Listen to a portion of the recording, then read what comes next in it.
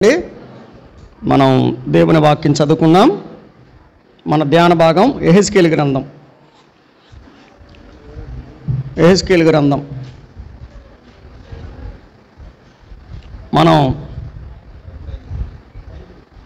25 నుంచి మనం ధ్యానం చేయాలి. 25వ అధ్యాయం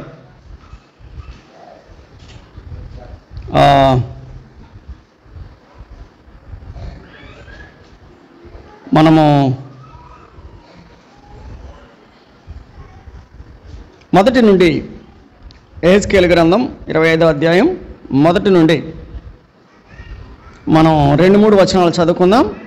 మరియు యెహోవా వాక్కు నాకు ప్రత్యక్షమై ఇలాగూ సెలవిచ్చెను, నరపుత్రుడా, అమ్మోనీయుల తట్టు ముఖము త్రిప్పుకొని వారిని గూర్చి ఈ మాట ప్రవచించుము. అమ్మోనీయులారా, ప్రభువైన యెహోవా మాట ఆలకించుడి. ప్రభువైన యెహోవా సెలవిచ్చినదేమనగా, నా పరిశుద్ధ స్థలమును అపవిత్రపరచబడినప్పుడు, ఇశ్రాయేలీల దేశము పాడు చేయబడిన కాలమున, యోధావారు చెరలోనికి పోయినప్పుడు మీరు సంతోషమని చెప్పుకొనుచు వచ్చితిరి గనుక నేను మిమ్మను తూర్పు నుండి మనుషులకు స్వాస్థ్యముగా అప్పగించెదను. వారు తమ డేరాలను మీ దేశములో వేసి మీ మధ్య కాపురముందురు. వారు మీ పంటను తిందురు, మీ పాలు త్రాగుదురు. ప్రార్థన చేసుకుందాం. ప్రేమ కలిగిన మా తండ్రి, వందనాలు, స్తోత్రాలు. మీ యొక్క సహాయమును మాకు అనుగ్రహించారు. మమ్మల్ని స్తుతిస్తున్నాం. మీ వాక్యం దగ్గరికి వచ్చాం. మీరు మాతో మాట్లాడండి, మేలు కలిగించమని మా ప్రభు మా రక్షకుడైన యేసుక్రీస్తు వారి ద్వారా ప్రార్థించి వేడుచున్నాము తండ్రి, ఆమేన్. మనము 25వ అధ్యాయం నుంచి 32వ అధ్యాయం వరకు ఉన్న భాగాన్ని ఇశ్రాయేలు దేశము చుట్టుప్రక్కల ఉన్న దేశాలకి తీర్పులను గురించి చెప్పబడింది. తీర్పులు, ఇవన్నీ తీర్పులే. ఇశ్రాయేలు దేశానికి ప్రక్కన ఉన్న దేశాలను గురించి తీర్పులు. 25వ అధ్యాయం మొదటి 7 వచనాలు అమ్మోనీయుల దేశం గురించి తీర్పు చెప్పబడింది. 8వ వచనం నుంచి 11వ వచనం వరకు మోయాబీల దేశం గురించి తీర్పు చెప్పబడింది. 25వ అధ్యాయం 12వ వచనం నుంచి 14వ వచనం వరకు ఏదోమీయుల దేశం గురించి తీర్పు చెప్పబడింది. 15వ వచనం నుంచి 17వ వచనం వరకు ఫిలిస్తీయ దేశం గురించి తీర్పు చెప్పబడింది. అంత మాత్రమే కాదు, 26వ అధ్యాయం మొదటి నుండి 28వ అధ్యాయం వరకు తూరు దేశమును గురించి తీర్పు చెప్పబడింది. 29 నుంచి 32 అధ్యాయాల వరకు ఐగుప్తు దేశమును గురించినటువంటి తీర్పు చెప్పబడింది. ఈ 32 అధ్యాయాలలో మధ్యలో సాతానుగాడు వస్తాడు. 28వ అధ్యాయంలో సాతాను వస్తాడు. ఎలా వస్తాడో చూద్దాం. మొన్న స్టేజ్ మీదకి వచ్చినట్టు ఏం కాదు, సాతానుగాడు కూడా వస్తాడు 28వ అధ్యాయంలో. వాడి సంగతి కూడా చూద్దాం. రైట్, చక్కబెట్టేసుకున్నారంటారా? రైట్. 25వ అధ్యాయం మొదటి భాగంలో మనకు అమ్మోనీయుల దేశం గురించి తీర్పు చెప్పబడింది. అమ్మోనీయులు అట్టండి, వినండి, మనలాంటి వాళ్ళు అమ్మోనీయులు కూడా. ఎలాగంటే ఎవరికైనా బాధ కలిగినప్పుడు పొక్కుమని నవ్వుతారంట. అమ్మోనీయులు ఇశ్రాయేలీలకు బాధ కలిగినప్పుడు వీళ్ళు ఏం చేశారంట? నవ్వుకున్నారంట. అమ్మా, మనుషులు అన్నాక బాధలు వస్తాయి, కష్టాలు వస్తాయి. ఒకటి కష్టాన్ని చూసి మనం నవ్వామనుకోండి, రేపొద్దున అదే కష్టం మన మీదకి వచ్చినప్పుడు మనం ఏం చేస్తాం?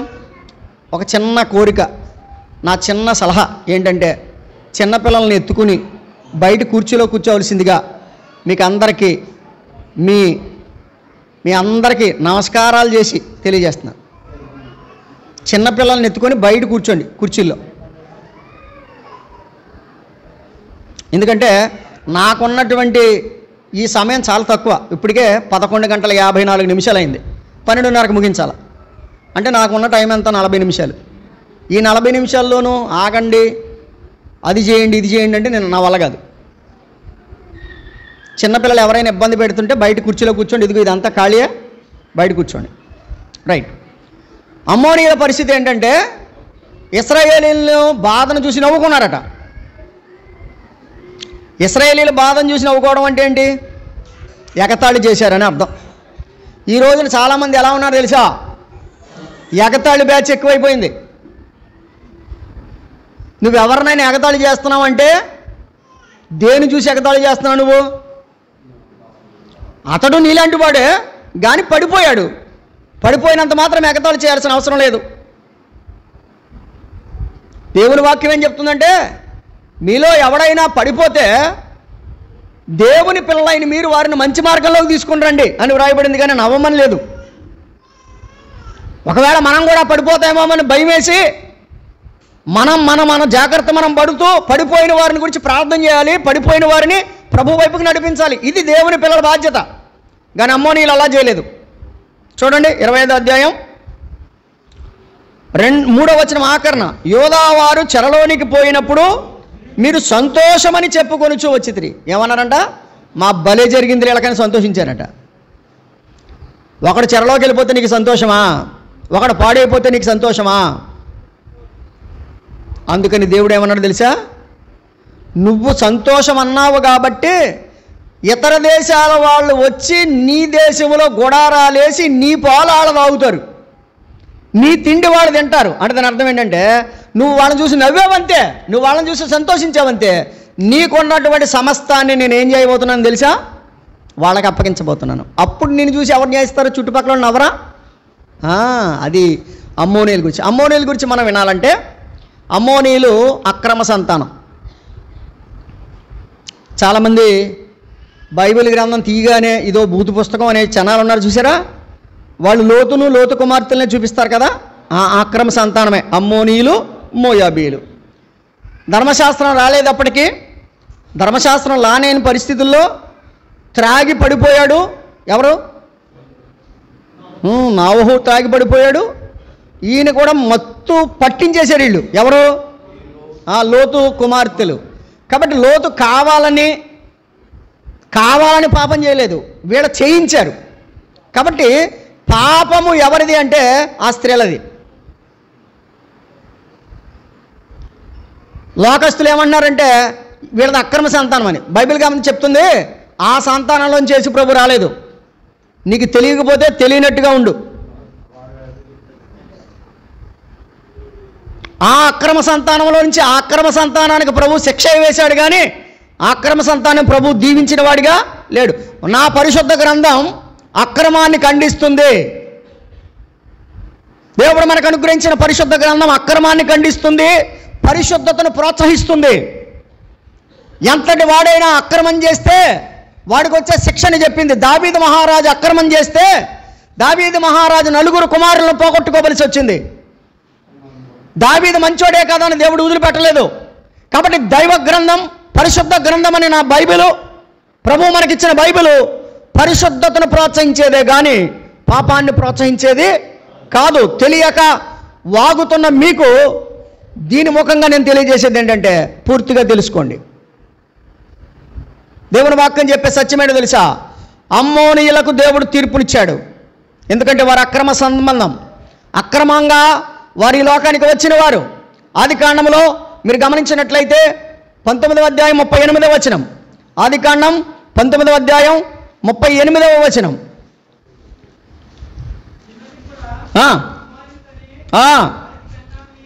చిన్నది కూడా కుమారునికని దానికి బెన్నమి అని పేరు పెట్టాను. అతను నేటి వరకు అమ్మోనీయులకు మూల పురుషుడిగా ఎంచబడెను. విన్నారా? పెద్దది ఒకనికి అన్నది వాడికి మోయాబు అని పేరు పెట్టబడింది. చిన్నది ఒకనికి అన్నది వాడికి అమ్మోనీయులు అని పేరు పెట్టబడింది. బెన్నమి అని పేరు పెట్టి వాడికి అమ్మోనీయులకు మూల పురుషుడు. వీళ్ళు గమనించండి, మొట్టమొదటిగా అమ్మోనీయుల గురించి మనం చూస్తున్నాం. ఈ అమ్మోనీయులు అక్రమ సంతానం కాబట్టి వీరు అక్రమమైన పనులే చేస్తూ వచ్చారు. దేవుని తీర్పుకు వారు గురయ్యారు. ఇర్మియా గ్రంథం 9వ అధ్యాయం 25వ వచనం. ఇర్మియా గ్రంథం 9వ అధ్యాయం 25వ వచనం. అన్యజనులందరూ సున్నతి పొందని వారు గనుక. ఏమంటే వీళ్ళెవరంట? అన్యజనులందరూ సున్నతి పొందని వారు గనుక ఇశ్రాయేలీలందరూ హృదయ సంబంధమైన సున్నతి పొందిన వారు కారు గనుక రాబోవు దినములలో సున్నతి పొందియు సున్నతి లేని వారి వలె ఉండు.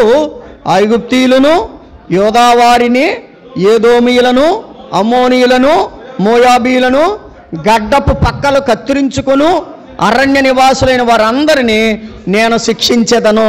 సున్నతి పొందని వారిని నేను శిక్షిస్తాను. సున్నతి పొందిన వారు కాదు వీరు, అక్రమ సంబంధమైనటువంటి సంతానం, వీరు సున్నతి పొందిన వారు కాదు. నేను వారిని శిక్షిస్తానన్నాడు. కాబట్టి వినండి, పరిశుద్ధ గ్రంథం పాపాన్ని శిక్షిస్తుంది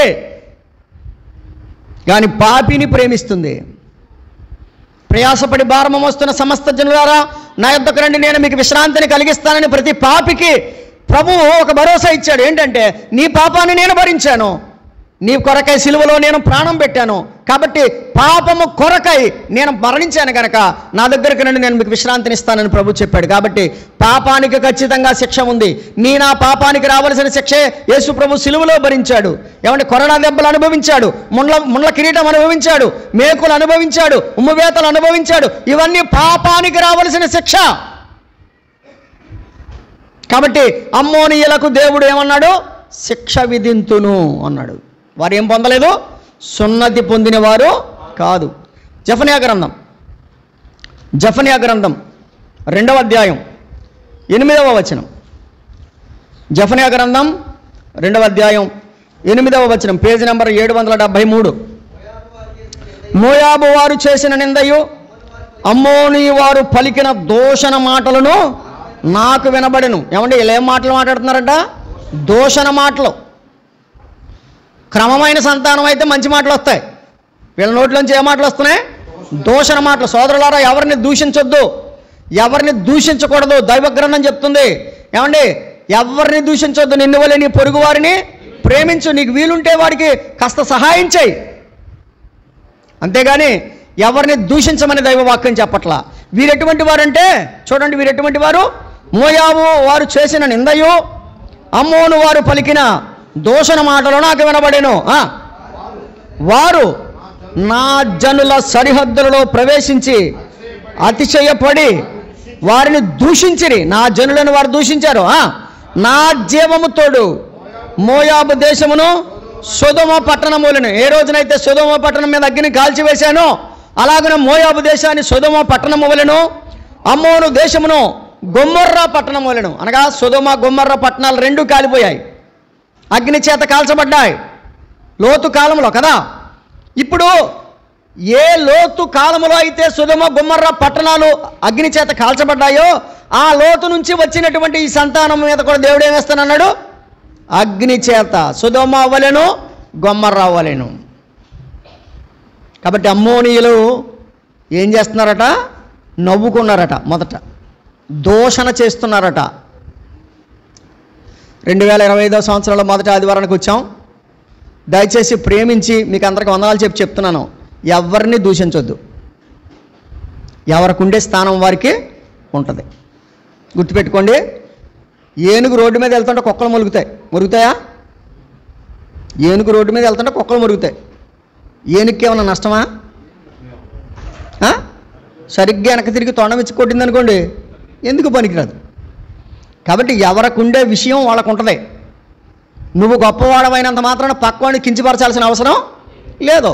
ఎందుకంటే దేవుడు ఎవరికిచ్చే స్థాయి వారికి ఇస్తాడు. ఈ రోజున మనకు ఎలా తయారైందంటే, గొప్పోడు పక్కవాడిని కించపరచడమే. నిన్ను కించపరిచేవాడు ఉన్నాడా? ఖచ్చితంగా ఉంటాడు, గుర్తుపెట్టుకో. అందుకనే ఆమోసు గ్రంథానికి రండి. ఆమోసు గ్రంథం 1వ అధ్యాయం 13వ వచనం. Page number చెప్తానన్నా అందరికనే, 755 1:13. యెహోవా సెలవిచ్చినదేమనగా, అమ్మోనీయులు 3 సార్లు 4 సార్లు చేసిన దోషమును బట్టి నేను తప్పకుండా వారిని, తెలియక ప్రేలాపన పేలుతున్నారు కొంతమంది. ఏమన్నా తెలుసా? అక్రమ సంతానమని. అక్రమ సంతానానికి ప్రభు ఏమిచ్చాడు? శిక్ష. మోయాబీలకు శిక్ష గురించి చెప్పాడు, అమ్మోనీలకు శిక్ష గురించి చెప్పాడు. ఇప్పుడు వరకు అమ్మోనీల గురించి చదువుకున్నాం, రైట్. మోయాబీల గురించి రండి. 8వ వచనం 25వ అధ్యాయం, యెహెజ్కేలు గ్రంథం 25వ అధ్యాయం 8వ వచనం. మరియు ప్రభు అయిన యెహోవా ఈ మాట సెలవిచ్చుచున్నాడు, ఇతర జనములన్నిటికీ యోధా వారికి భేదమేమి అని మోయాబీలను శేయరు పట్టణపు వారును అందరు కనుక. ఏమంటే వీళ్ళు ఏమంటున్నారు తెలుసా? మీకు మాకు భేదం ఏంటి అంటే, వీళ్ళు ఆల్రెడీ సున్నతి పొందినవారు ఇశ్రాయేలీలు, వీళ్ళేమో సున్నతి పొందినవారు. సున్నతి పొందిన వారికి నీకు నాకు భేదం ఏంటంటే, గుర్తుపెట్టుకోండి, లోకానికి సంఘానికి భేదం ఉంది. లోకంలో డ్యాన్స్ వేసినట్టు సంఘంలో డ్యాన్స్ వేయడానికి వీల్లేదు. లోకంలోనూ మన ప్రజ్ఞ మన పాఠవాలు చూపించినట్టు సంఘంలో చూపించడానికి వీల్లేదు. ఎందుకో తెలుసా? సంఘంలో నీ ప్రజ్ఞా పాఠవాలు చూపించడానికి సంఘం కాదు, లోకం ఉంది. లోకం మీద నీ ఇష్టం, నీ ప్రజ్ఞా పాఠవాలు చూపించు, నీ పలుకుబడి చూపించు, కానీ సంఘంలో చూపించడానికి వీల్లేదు. వీళ్ళేమన్నారు తెలుసా? మోయాబీలో మీకు మాకు తేడా ఏంటి? ఎజ్రాతోటి కూడా అదే అన్నారు, మేము కూడా మీతో కలిసి కడతాము. ఏం కడతారంట? మందిరం మేము కడతామంటే, ఏయ్ కుదరదా, మాకు మేమే కట్టుకుంటాం. ఎందుకు? ఇది పరిశుద్ధమైన ఆలయం, దేవుని సంఘం. దేవుని సంఘాన్ని దేవుని పిల్లలు కట్టుకోవాలి, అంతేగాని మీతో మాకు సంబంధం ఏమండి? అందుకని కొరింథీ పత్రికలో చెప్పాడు, ఏమండి, క్రీస్తునకు బెలియాలుతో ఏమి సంబంధము, ఏమి పొత్తు అని చెప్పాడు. కాబట్టి ఇక్కడ అంటున్నాడు, మీకు మాకు ఏంటి తేడా అంటున్నారంటే వీళ్ళు. చదవండి. కొరింథీ దేహాలు కాదు, యెహెజ్కేలు గ్రంథం 25వ అధ్యాయం 8వ వచనం 9వ వచనం చదువుతున్నాం. తూర్పునున్న వారిని రప్పించి దేశమునకు భూషణముగానున్న పొలిమేర పురములకు బేత్యేషిమోతును బయల్మెయోనును కిరియతాయమును మోయాబీల సరిహద్దులలో ఉన్న పట్టణములన్నిటినీ అమ్మోనీలందరినీ వారికి స్వాస్యముగా అప్పగింతును. జనులలో అమ్మోనీయుల యొక్క జ్ఞాపకమునకు అక్రమ సంతానాన్ని ప్రభు ఉంచుతానన్నాడా, తీసేస్తానన్నాడా? సోదరులారా, మీరు గుర్తుపెట్టుకోండి, నువ్వు కూడా అక్రమంగా జీవిస్తే ఉంచడు, తీసేస్తాడు, జాగ్రత్త.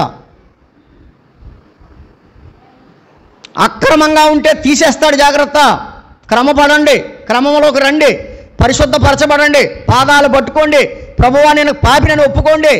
ఇది మంచి అవకాశం. నూతనంగా ఈ రోజు నుంచి అయినా దేవుడు దీవించడానికి నేను ఇష్టపడుతున్నాడు అన్నాడు. 10వ వచనం. జనులలో అమ్మోనీయుల యొక్క జ్ఞాపకమునకు రారు, నేను యెహోవానై ఉన్నానని మోయాబీలు తెలుసుకున్నట్లు నేను ఇలాగ వారికి శిక్ష విధింతును. చెప్పాడా? అమ్మోనీయులకి శిక్ష అన్నాడు, మోయాబీలకి శిక్ష అన్నాడు. కారణం ఏంటో తెలుసండి? వీళ్ళు లోకంలో ఉండి దేవుని పిల్లలు అంటున్నారు, మీకు మాకు ఏంటి, మీకు మాకు తేడా ఏంటి అంటున్నారు.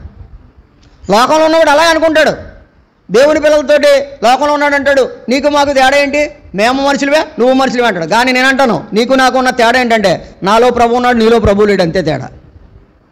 నేను మనిషినే, నువ్వు మనిషివే కాదనట్లా, కానీ నేను ప్రభువుని అంగీకరించాను, పాపాలు ఒప్పుకున్నాను, నువ్వు పాపాలు ఒప్పుకోలేదు, ప్రభువుని అంగీకరించలేదు. అదే తేడా తప్ప మామూలుగా మిగిలినంత మామూలు ఒకటే.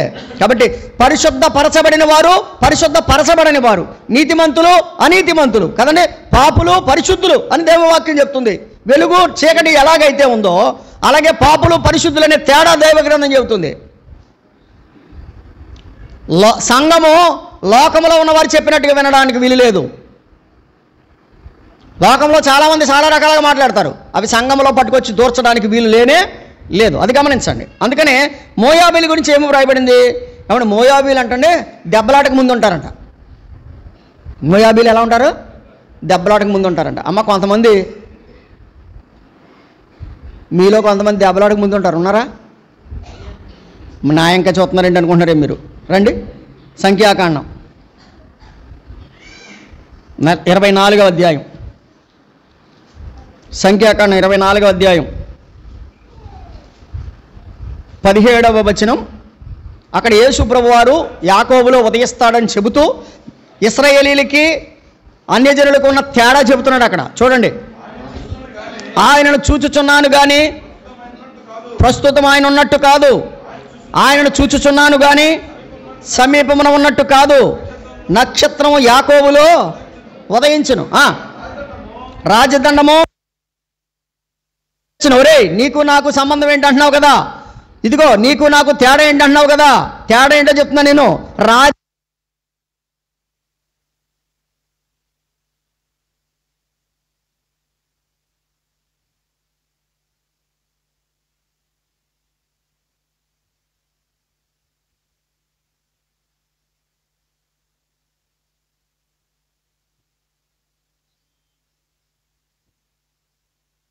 దేవుడు ఏం పేరు పెట్టాడు చెప్పండి? మోయాబీయులకు దేవుడు పెట్టిన పేరేంటి?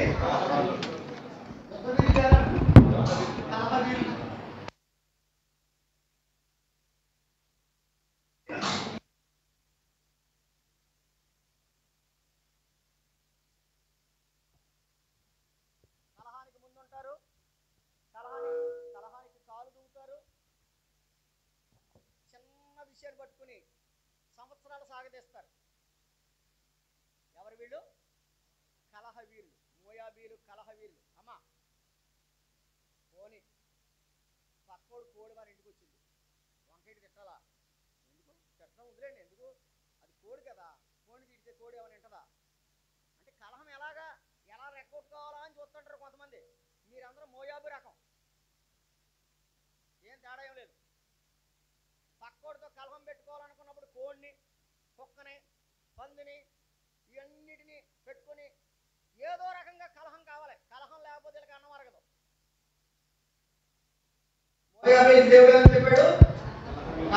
కలహాలు పెట్టుకునే వాళ్ళకి వినాలి, కలహాలు పెట్టుకునే వాళ్ళకి దేవుడు శిక్ష ఉంది అని చెప్తున్నాడు.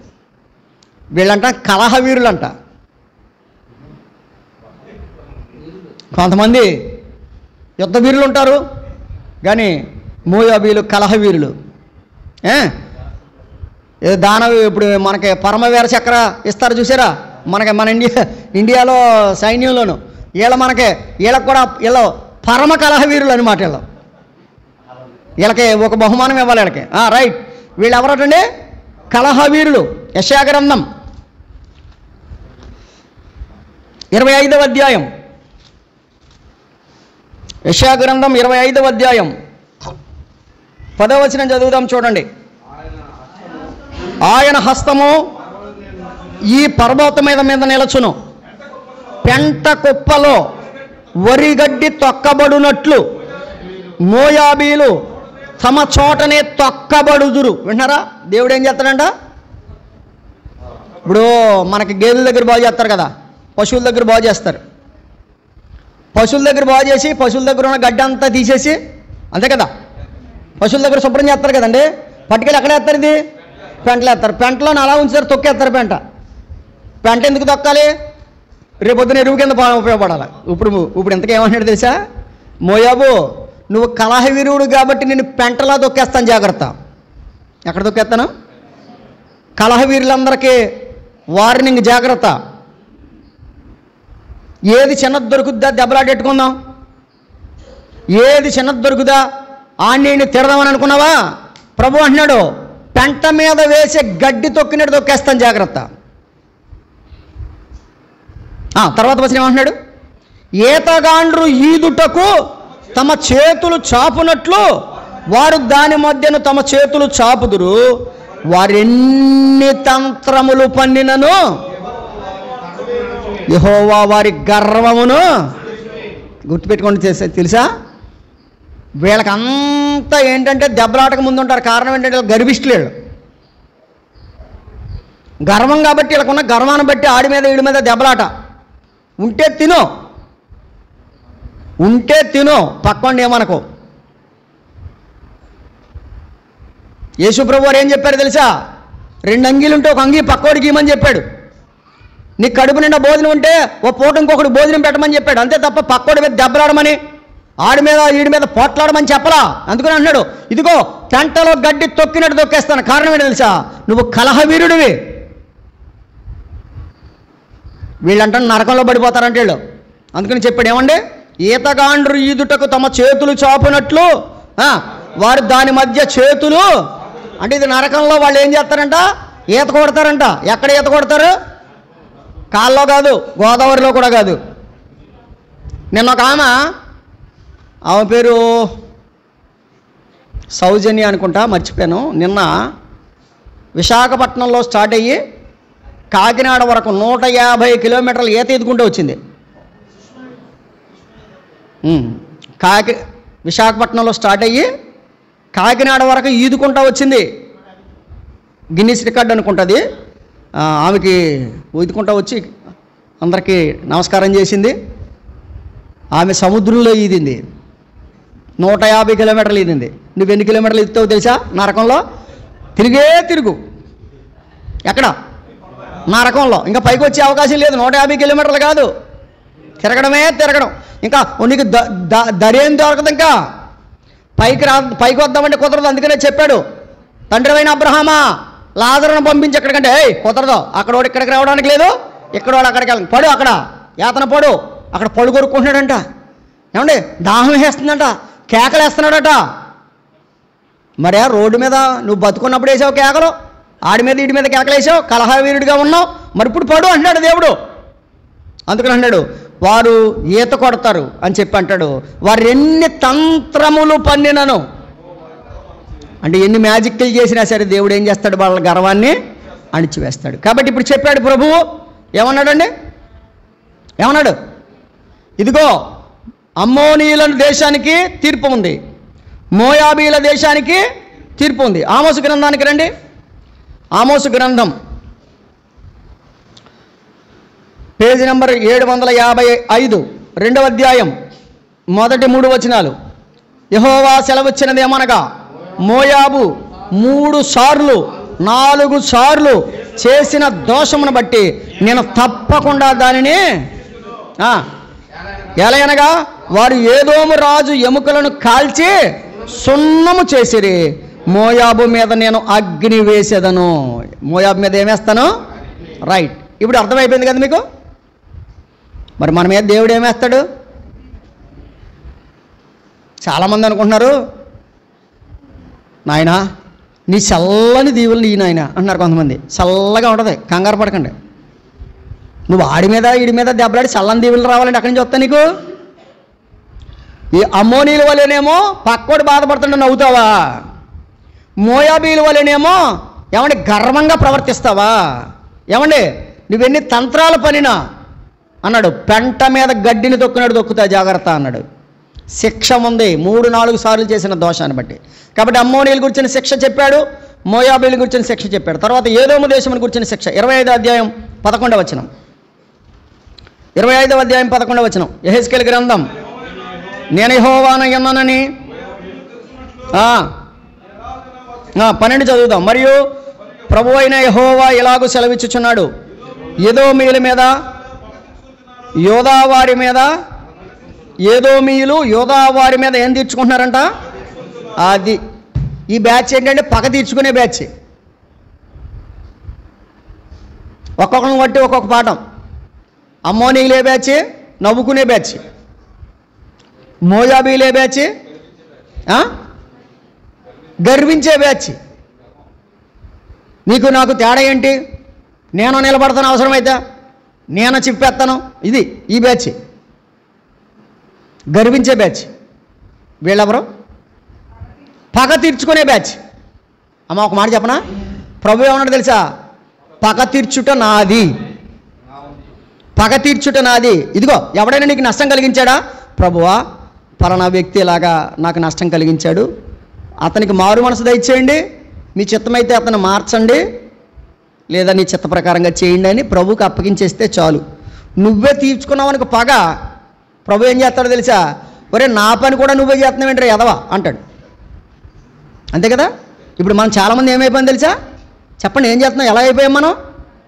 మనమే పగ తీర్చుకుంటాం. ఎందుకంటే మనం పగ తీర్చుకోవాల్సిన అవసరం ఏముంది? దేవుని పిల్లలు పగ తీర్చుకోకూడదు. దేవుని పిల్లలు ఏం చేయాలి?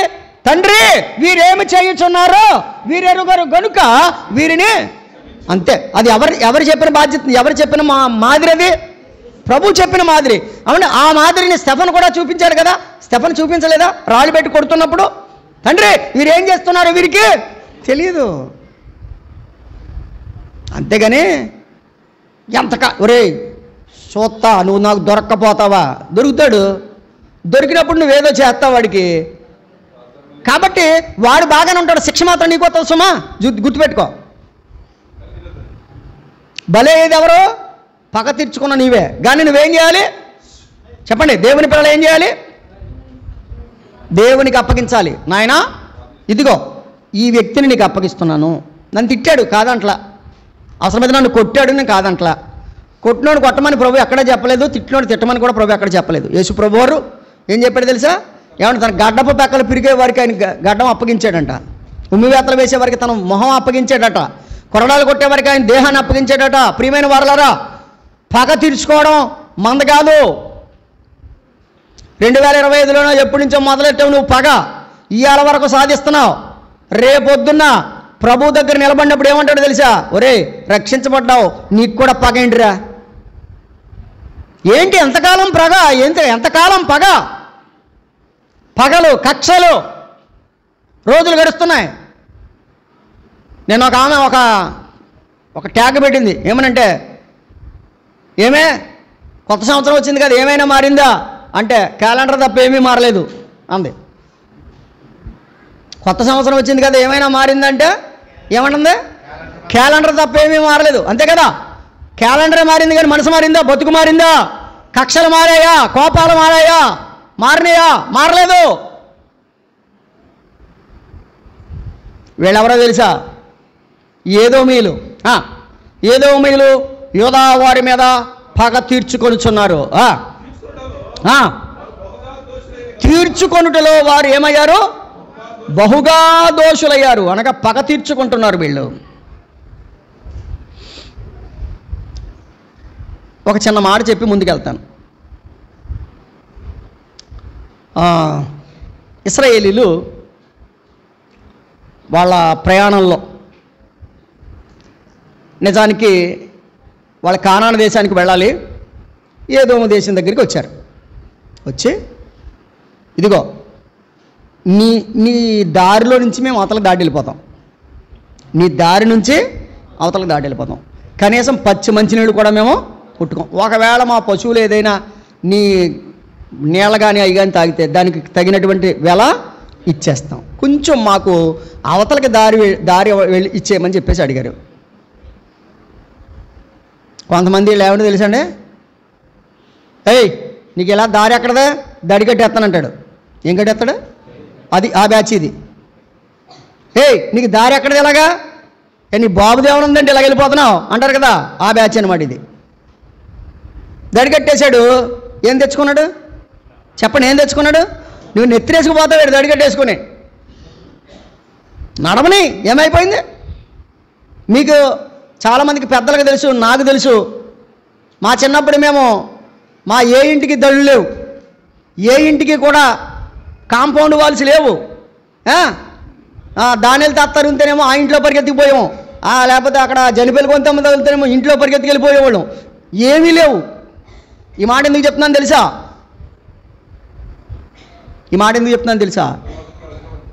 వ్యక్తులకు మంచి మనసు ఉండేది అప్పుడు. ఇప్పుడు ఏం కట్టుకున్నారు చెప్పండి? దళ్ళు కట్టుకుని ఎవరిని రానివ్వరు మీరు. పోనీ అడుగుతున్నప్పుడైనా దారి ఇవ్వాలి కదా. ఇవాళకి దారి బాబు రేపు పొద్దు నుంచి రానిలే అన్నా కూడా వీళ్ళు ఏమంటున్నారు? కుదరదు. సంఖ్యాకాండం 20వ అధ్యాయం, సంఖ్యాకాండం 20వ అధ్యాయం 14వ వచనం.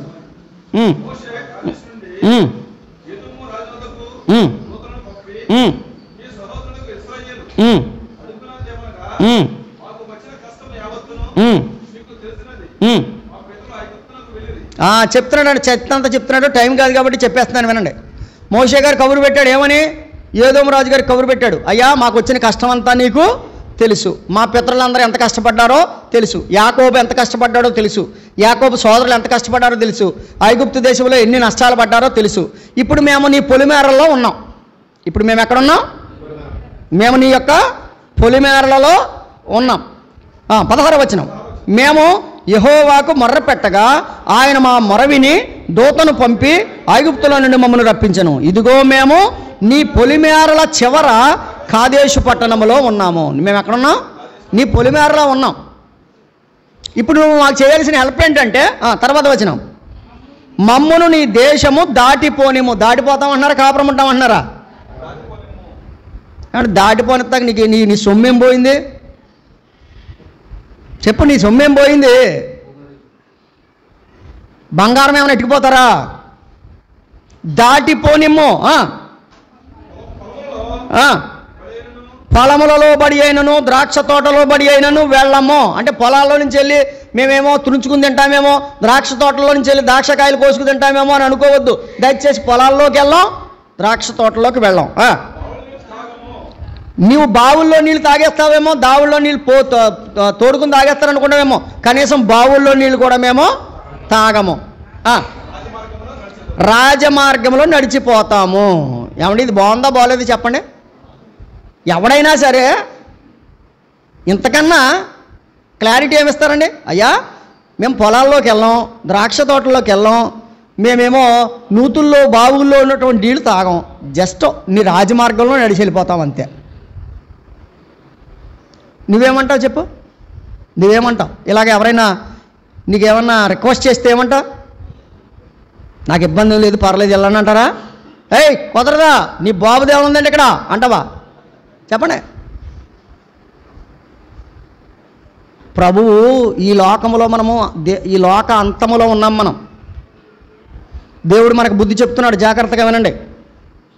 ఏమండి ఒకవేళ మన శత్రువే మన ఇంటి ముందు నుంచి నడిచి వెళ్ళాడు, మనకేమైనా నష్టమేం కలిగిపోదో? మనం తిట్టేవాడే మన వాకల నుంచి వెళ్ళాడు, మనకేమైనా నష్టం కలగదో? వాడిని వెళ్ళామండి, ఏమైపోయింది? వాడిని అడ్డం పెట్టాల్సిన అంత అవసరం ఏమొచ్చింది నీకు? అప్పుడు వాడు ఏమన్నాడు తెలుసండి? నీ పొలిమేరల దాటు వరకు కుడికైనను ఎడమకైనను తిరగకుండా పోయేదమని చెప్పించాను. ఇది ఒక ఇన్ఫర్మేషన్ పాస్ చేశాడు, మోషే గారు పంపించాడు. అప్పుడు ఆడేమంటాడు చూడండి రాజు, ఏదోమీయులు నీవు నా దేశము లోబడి వెళ్ళకూడదు అని అంటే సరిపోను. వెళ్ళకూడదన్నావు, సరే ఏం చేస్తాం? వెళ్ళకూడదన్నావు కాబట్టి ఇంకో మార్గం ఏదో చూసుకుంటాం. కానీ వెళ్ళకూడదని ఆపలేదు. తర్వాత వచ్చిన లైన్ చదవండి.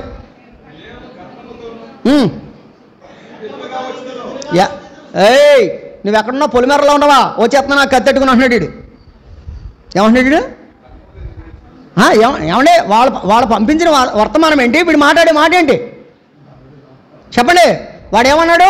రాజమార్గంలో వెళ్తాం అయ్యా, కుడికి ఎడంకే తిరగం మేము, లేకపోతే పొలాల్లోకి వెళ్ళాం, ద్రాక్ష తోటల్లోకి వెళ్ళాం, బావుల నీళ్ళు తాగం, దయచేసి దారి గుండా వెళ్ళిపోతాం, మాకు అవకాశం ఇవ్వంటే వెళ్ళడానికి కుదరదు అన్నాడు. సరిపోయింది. అంతటితో ఆపేయాలా వద్దా? మళ్ళీ ఏమన్నాడు? కత్తట్టుకుని వస్తున్నాను జాగ్రత్త అంటున్నాడు. కత్తట్టుకొచ్చి అంత పాపం ఏం చేసాడు ఇటు చెప్పండి? అడగకుండా దొరబడిపోయి వెళ్ళిపోతే వదిలిపోను. అడిగినందుకు ఈ సమస్య. మీరు కూడా చూడండి, అప్పుడప్పుడు మీరు కూడా ఏం చేస్తారు తెలుసా? అమ్మ స్వీటీ అంటే కనుక ఎవరో కానీ దొంగతనంగా తినేసినోండి ఏమనలేదు మీరు, అంతే కదా? అమ్మా ఓ 10 రూపాయలు కావాలి నాకు అంటే కనుక ఏయ్ ఎక్కడే అంటాడు. కానీ దొంగసాడికి దేవుడు 20 రూపాయలు లాగేసినోడు ఏం చేయలేరు ప్రభాబు.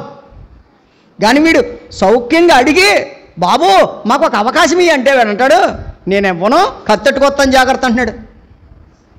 మరి ఇటువంటి వాడికి శిక్ష వేయాలా లేదంటే ఇటువంటి వాడికి కుర్చీ ఇవ్వాలా, అందలం ఎక్కించాలా? ప్రభు ఏమంటున్నాడు తెలుసా? అందుకు వారికి ఏముంది? శిక్ష. నేను మీకు ఎదురుగా వస్తాను, ఎదురుగా వచ్చేదను సుమి అని అతనితో చెప్పగా ఇశ్రాయేలీలు మేము రాజమార్గముననే వెళ్ళదము, నేనును నా పశువులు నీళ్లు త్రాగునెడల వాటి విలువ ఇచ్చుకుందుము, మరి ఏమీ లేదు, కాలినడకనే పోతాము అంతే అని అతనితో చెప్పినప్పుడు అతడు నువ్వు రానేకూడదు. రెండోసారి మళ్ళీ పంపించారండి, మనసు కరుగుతుందేమోనని. అసలు నువ్వు రానేకూడదు. ఒకసారి ఒక ఆయన అన్నాను, యారా మీ తమ్ముడే కదంటేనే, ఆడు నాకు తమ్ముడు ఎలాగయ్యాడు? ఇంకొక ఆయన అడిగాను, పోన్లేరా మీ తోబుట్టిందే కదా అంటేనే, అది ఎక్కడ నా తోబుట్టింది అంటున్నాడు. రానేకూడదంటే ఇదే బ్యాచ్. రానే ఏమైపోయింది? వాళ్ళ తప్పు వాళ్ళు తెలుసుకున్నారు కదా, రాని వాళ్ళ దారిలో వెళ్తానన్నారు కదా, కానీ కక్ష ఎంతకాలం ఉంటుంది? జాగ్రత్త. కక్షతో చనిపోయావనుకో రేపొద్దున ప్రభు సింహాసనం ముందు నిలబడాలా. అప్పుడు ప్రభు ఏమంటాడు తెలుసా? రక్షించబడిన దానికంటే నువ్వు కక్ష పెట్టుకున్న దానికి ఎక్కువ శిక్ష ఉంటుంది, జాగ్రత్త. నెగిటివ్ మార్కులు, కొన్ని సెట్లలోనూ నెగిటివ్ మార్కులు ఉంటాయి. ఈ మాట చెప్పనమండి, మీకు అందరికీ చాలామందికి అర్థం కాదు. నేను ఒక సెట్ రాశాను, 100 మార్కులకి సెట్. అది నాకు తెలిసిన బిట్లు ఒక 70 బిట్లు ఉన్నాయనుకోండి, మిగిలిన 30 బిట్లు నాకు తెలియదు. 1 2 3 4 అని పెట్టేసాను అనుకోండి, నాకు వచ్చిన 1 మార్కులో 5 మార్కులు పోతాయి. మళ్ళీ ఇలాగ వేసుకుని ఇంకోటి పెట్టాను అనుకోండి, ఇంకొక 5 పోతాయి. ఏంటి? అంతకుముందు సంపాదించుకున్నాయన్నీ ఏమైంది? నువ్వు సంపాదించుకున్నవన్నీ నువ్వు చేసిన తప్పులకి ఏమవుతున్నాయి? నువ్వు రక్షించబడ్డానని చెప్పేసి సంకలు గుద్దుకోకు. రక్షించబడ్డానని సంకలు గుద్దుకోకు. లేదా నేనేదో గొప్ప పని చేస్తున్నాను అనుకోకు. నీవు నీ సహోదరులతో ఎలాగుంటున్నావు, నీవు నీ కుటుంబంతో ఎలాగుంటున్నావు, నీ రక్త సంబంధులతో ఎలాగుంటున్నావు, దీన్ని బట్టి రేపొద్దున లెక్క దేవుడు చూస్తాడు. అందుకని చెప్పాడు అక్కడ. ఏమని చెప్పాడు తెలుసా? ఏదోముని గురించి ఏమని చెప్పాడంటే, ఉపదేయ గ్రంథం వచ్చేయండి. ఉపదేయ గ్రంథం రానేయకూడదన్నాడు కదా. సరే వచ్చేయండి ఉపదేయ గ్రంథానికి. ఇంకా చాలాసేపు అక్కడ మనం నిలవలేము. ఉపదేయ గ్రంథం 1వ అధ్యాయం 1వ వచనం.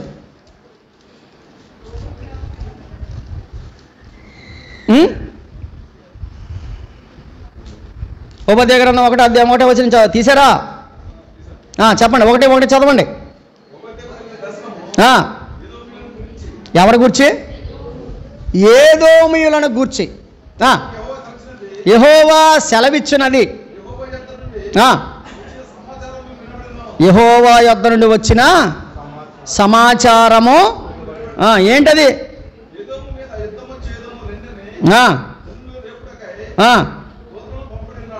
విన్నారా?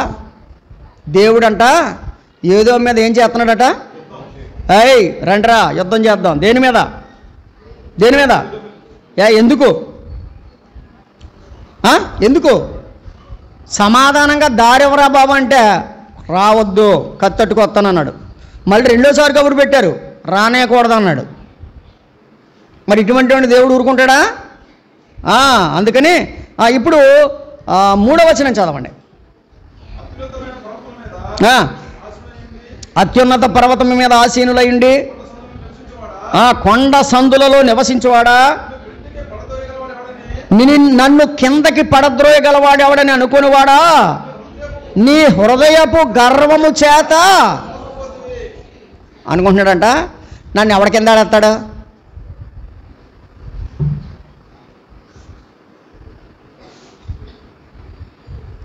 తెలంగాణ గత ముఖ్యమంత్రి గారు ఆయన కేసీఆర్ గారు అన్నాడు, తాడుదనేవాడు ఉంటే తలదనేవాడు ఉంటాడు అంటాడు ఆయన.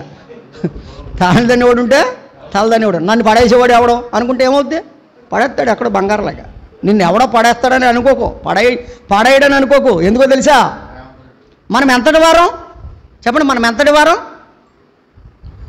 నేను పైన కూర్చున్నాను, నన్ను ఎవడు పడేస్తాడు అనుకుంటే ఎన్నో ఉదాహరణలు చూసాం మనం ఈ రెండు సంవత్సరాల్లోనూ. నన్ను ఎవడు పడేస్తాడు అంటే పడ్డావా లేదా? వాడికంటే నువ్వేం గొప్ప ఏం కాదు. ఏదోము యొక్క లక్షణం ఏంటో తెలుసండి? నేను కొండ సందుల్లో పైన కట్టుకున్నాను, నన్ను ఎవడు పడేస్తాడు అనుకున్నాడంట. కానీ దేవుడు ఏమంటున్నాడు తెలుసా? 4వ వచనం, పక్షిరాజు గూడంత ఎత్తున నివాసము చేసుకుని నక్షత్రములలో నీవు కట్టినను అచ్చట నుండి, అండర్లైన్ చేసుకోండి, అచ్చట నుండి నేను నిన్ను కింద పడవేతును, ఇదే యెహోవా వాక్కు. నక్షత్రంలా కట్టుకో. ఈ మధ్య ఒక ఆయన అంటున్నాడు, ఏమండి ఏమి లేదండి మా అమ్మాయికండి చంద్రమండలం మీద సైట్ ఇద్దాం అనుకుంటున్నాను అంటున్నాడు. ఏది అని? నిజమండి, నిజం. ఒక ఆయన ఇంటర్వ్యూ చెప్తున్నాడు, మా అల్లుడి గారికి మా అమ్మాయికి చంద్రమండలం మీద సైట్ ఇద్దామని చంద్రమండలం మీద సైట్ కొంటున్నాను అంటున్నాడు. అసలు చంద్రమండలం మీదకి వెళ్ళినోడు దిగి వస్తలేదురా బాబు అంటే, సునీత విలియమ్స్ వెళ్ళిపోయి అప్పుడే 3 నెలలు 4 నెలలు అయింది పాపం, దిగొచ్చి దిక్కులేదు పాపం. విచ్ విల్మోరును సునీత విలియమ్స్ పాపం అక్కడే ఉండిపోయారు, రావడానికి వెళ్ళేది. ఈ డేహంగా మాత్రం ఎక్కడో ఎత్తాడంట. అదే అంటున్నాడు ఇక్కడ. ఏమంటున్నాడు తెలుసా? నువ్వు నక్షత్రాల్లో కట్టుకున్నా. ఏమండే, మనిషి యొక్క మనసు దేవునికి ఎప్పుడు తెలుసు? ముందే తెలుసు. ఆలోచన పుట్టక మునిపే కదా హృదయాన్ని ఎరిగినవాడు. ఇప్పుడు ఈ రోజున మనం అందరం అంటున్నారు తెలుసా, చంద్రమండలాల మీద సైట్లు అమ్మేస్తున్నారంట. కొనుక్కోండి. అక్కడి నుంచి కింద వెళ్తున్నాడు దేవుడు. చూడండి అక్కడ ఏమన్నాడు చూడండి. కింద పడ చోరులే కానీ రాత్రి కానమ వేయవారే కానీ నీ మీదకి వచ్చిన ఎడలా తమకు కావలసినంత మట్టుకు దోచుకుంటారు. ద్రాక్ష పండ్లను ఏరువాడు నీ యొద్దకు వచ్చిన ఎడలా పరిగె ఏరుకుని వారికి కొంత ఉండనిత్తురు కదా, నిన్ను చూడగా నువ్వు బొత్తుగా చెడిపోయావు. ఏదోమును ఏమంటున్నాడు దేవుడు, నువ్వు బొత్తుగా చెడిపోయావు. నీ అన్నయ్యని కాదంటావు, తమ్ముడిని కాదంటావు, తోబుట్టుందని కాదంటావు, అసలు నా ఇంటికే రాకూడదంటావు, కత్తెట్టుకుని వస్తానంటావు. ఏంటి కక్షలేంటి? ఎంతకాలం ఇంకా? 2025కి వచ్చేసావు కదా, ఇంకెంతకాలం ఈ కక్ష? అందుకని ప్రభు అన్నాడు ఏదోముకు శిక్ష కదా, ఏదోముకు శిక్ష. 25వ అధ్యాయం 15వ వచనం. టైం అయిపోయిందా? అయిపోయింది. ఏం చేస్తాం? ప్రభు అయిన యెహోవా ఈ మాట సెలవిస్తున్నాడు, ఫిలిష్తీయులు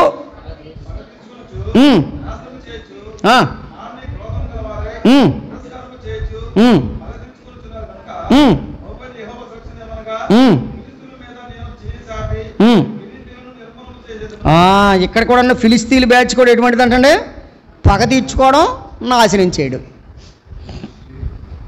పగ తీర్చుకోవడం, నాశనం చేయడం. ఈ రోజున ఎప్పటికీ కూడా ఇజ్రాయేల్ దేశం మీద పగ తీర్చుకోవడం, నాశనం చేయడం. కాబట్టి దేవుడు అన్నాడు, నేను ఫిలిస్తీన్ల మీద నా చేయి చాపి కెరితీయులను నిర్మూలన చేసేదను, సముద్ర తీరమున నివసించు శేషము నశింపజేసేదను, క్రోధముతో వారిని శిక్షించి వారి మీద నా పగ పూర్తిగా తీర్చుకుందును, నేను వారి మీద పగ తీర్చుకొనగా నేను యెహోవానై ఉన్నానని వారు తెలుసుకుంటారు. మీకు నేను పెద్దగా చెప్పకలేదు ఫిలిస్తీన్ల కోసం. దావీదు చంపింది ఎవరినే? ఎవడాడు? ఆయన ఎవరి పేరు? ఆయన పేరేం పేరు? గొల్లియాతు. ఆయనది ఏ దేశము? ఫిలిస్తీ దేశం. కీర్తన గ్రంథం 83వ కీర్తన. ఒక్క మాట. ఇక ఫిలిస్తీన్ కోసం నేను పెద్దగా చెప్పక్కర్లేదు కదా, మీకు తెలుసు కాబట్టి. 83వ కీర్తన 6-7 వచనాలు.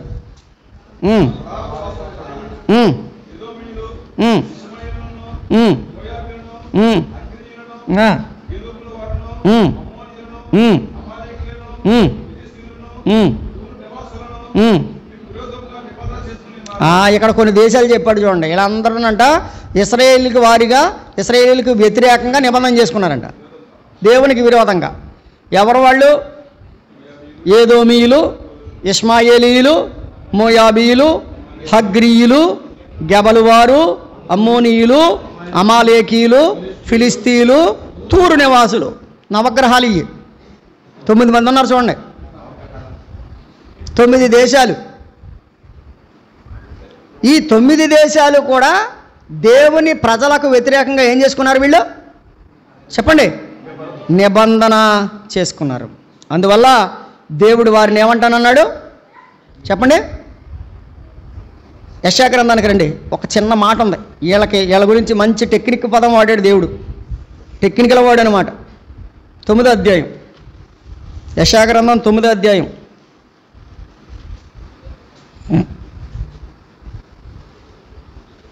12వ వచనం. తూర్పున సిరియాయు, పడమట ఫిలిస్తీయులను నోరు తెరచి ఇశ్రాయేలీయులను మింగవలెనని మింగే బ్యాచ్ ఇది. ఆడిని మింగేయడం, ఈయన మింగేయడం, ఆడిది ఈడిది మింగేసేయడం. అందుకని ఈ మింగి బ్యాచ్కి కూడా దేవుడు ఏమన్నాడు? శిక్ష ఉందన్నాడు. మింగకండి, జాగ్రత్త. మనం మింగితే మంచిది, పక్కోడిది మనం మింగకూడదు. పక్కోడిది అడిగి మింగినా మంచిదే. పక్కోడిది అడిగి మింగొచ్చు, ఏం కాదు. అడిగితే ఎవడైనా పెడతాడు కదా, ఏమండే? అడిగితే ఎవడైనా పెడతాడు, అప్పుడు తిను. అడగకుండా పక్కోడిది మింగావనుకో తేడా వచ్చేద్ది.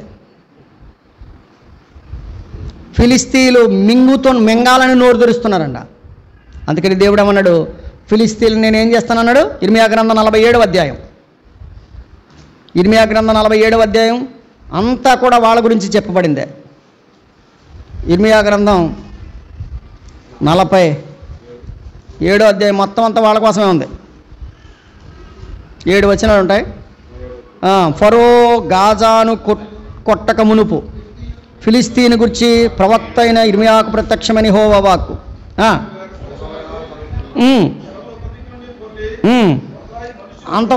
అంతవరకు ఎందుకు నన్ను 5వ వచనానికి వచ్చేయండి. గాజా బోడి ఆయను, మైదానంలో శేషించిన అష్కెలోను నాశనమైన. ఫిలిస్తీ దేశంలో 5గురు సర్దారులు ఉన్నారు, జాగ్రత్తగా ఉండండి. ఫిలిస్తీ దేశంలో ఎంతమంది ఉన్నారు? 5గురు సర్దారులు. 5గురు సర్దారులకి దేవుడు ఏం చేశాడంటే బోడుగుడు చేశాడంట. అది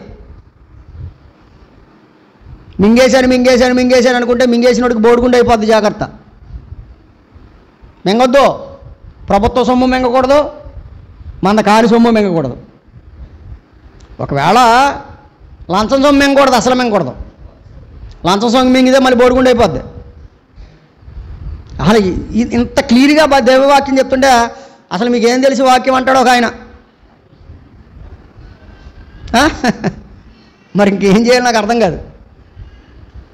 దేవుని వాక్యం ఇంత క్లియర్గా ఉంటే మీరు ఏం నేర్చుకుంటున్నారు, మీకు ఏం తెలుసు అంటే మరి ఇంక మనం ఏం చేయలేము మనం ఇంకా. కాబట్టి దేవుని వాక్యం చెప్తుంది జాగ్రత్త. ఫిలిస్తీన్లకి 25 అధ్యాయం వరకు మనం విన్నాం, సమయం అయిపోయింది. వినండి, ఎన్ని దేశాలకి చెప్పాడు? అమ్మోనీయులకు అన్నాడు. ఎందుకు అమ్మోనీయులకి? అమ్మోనీయులు ఏం చేశారు? నవ్వుకున్నారు. ఎవరిని చూసి? ఇశ్రాయేలీలను చూసి. మోయాబీలు ఏం చేశారు? గర్వంతో ఉన్నారు కదా, అందువల్ల దేవుడు వారికి శిక్ష విధించాడు. ఏదోమీయులు ఏం చేశారు? పగ తీర్చుకున్నారు, కక్ష.